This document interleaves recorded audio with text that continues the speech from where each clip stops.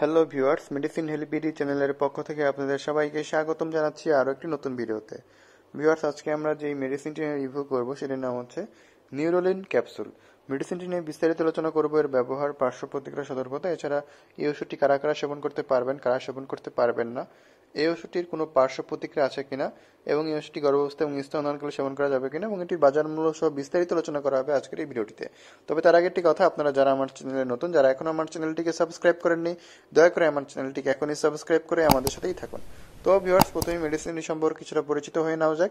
মেডিসিনটির নাম হচ্ছে Neurolin capsule. মেডিসিনটির generic নাম হচ্ছে প্রিগাবালিন। এটি সাধারণত 25 মিলিগ্রাম, 50 মিলিগ্রাম এবং 75 মিলিগ্রাম ক্যাপসুল আকারে বাজারে পাওয়া যায়। ভিউয়ার্স, এই ওষুধটি বাজারজাত করেছে স্কোয়ার ফার্মাসিউটিক্যালস লিমিটেড। ভিউয়ার্স, এই নিউরোলিন ক্যাপসুলটি মূলত যে সকল ক্ষেত্রে চিকিৎসকরা নির্দেশনা দিয়ে থাকেন সেটি নিয়ে আমরা এখন আলোচনা করব। ভিউয়ার্স, এই নিউরোলিন ক্যাপসুলটি সাধারণত যাদের ডায়াবেটিক রয়েছে, ডায়াবেটিক থাকলে অনেকের ক্ষেত্রে দেখা যায় যাদের নার্ভের সমস্যা হয়, বিশেষ করে স্নায়ুতে সমস্যা হয়, হাত ও পায়ের স্নায়ুগুলোতে অনেক বেশি সমস্যা দেখা দেয়। তো এই সমস্যাগুলোর কারণে তাদের অনেক সময় দেখা যায় তাদের হাত পাতে জ্বালাপোড়া করে, হাত পাতে ব্যথা হয় এবং হাত পা অবশ অবশ ঝিনঝিন ভাব ইত্যাদি নানান সমস্যা কিন্তু এই স্নায়ুগুলো ক্ষতিগ্রস্ত হওয়ার কারণে দেখা দেয়। তো এই সমস্যা থেকে মুক্তি পাওয়ার জন্য বা এই স্নায়ুজনিত এই ধরনের ব্যথা বা ঝিনঝিম ভাব বা স্নায়ুজনিত ব্যথা থেকে নিরাময় করার জন্য সাধারণত এই নিউরোলিন ক্যাপসুলটি চিকিৎসকরা দিয়ে থাকেন।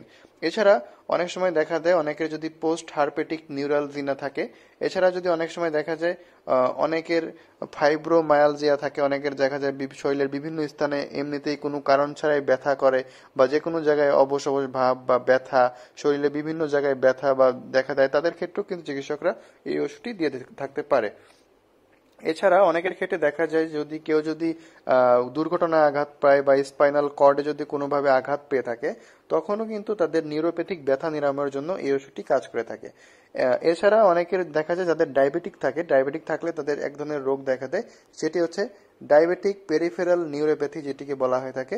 তো এই ধরনের রোগ থাকলে তাদের সাধারণত হাত পা জ্বালাপোড়া এবং হাত পা তালু মধ্যে প্রচুর জ্বালাপোড়া, অবশ ভাব, ঝিমঝিম ভাব ইত্যাদি লেগেই থাকে।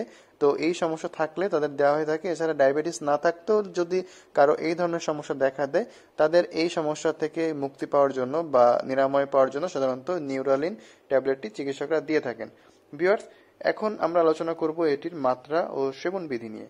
ভিউয়ার্স, এই ওষুধটির মাত্রা সেবন বিধি হচ্ছে এটি আপনাকে মুখে সেবন করতে হবে এবং এটি খাবারের আগে বা পরে এটি চিকিৎসকের পরামর্শ অনুযায়ী আপনি এটি সেবন করতে হবে। ভিউয়ার্স, এই ওষুধটি রাতে খাবারের পরে এটি সেবন করতে হয়। ভিউয়ার্স, এই ওষুধটির পার্শ্ব প্রতিক্রিয়া নিয়ে আমরা এখন আলোচনা করব।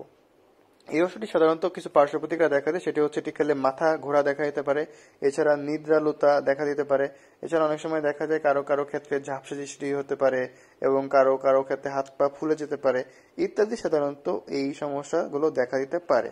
ভিউয়ার্স, এই ওষুধটি খাওয়ার ক্ষেত্রে কিছু রোগীদের সতর্কতা অবলম্বন করতে হবে, বিশেষ করে যে সকল রোগীদের গলা, মাথা এবং ঘাড় ফুলে যাওয়া বা শরীরের বিভিন্ন স্থানে পানি জমার ইতিহাস রয়েছে, তাদের ক্ষেত্রে এটি সতর্কতার সাথে ব্যবহার করতে হবে।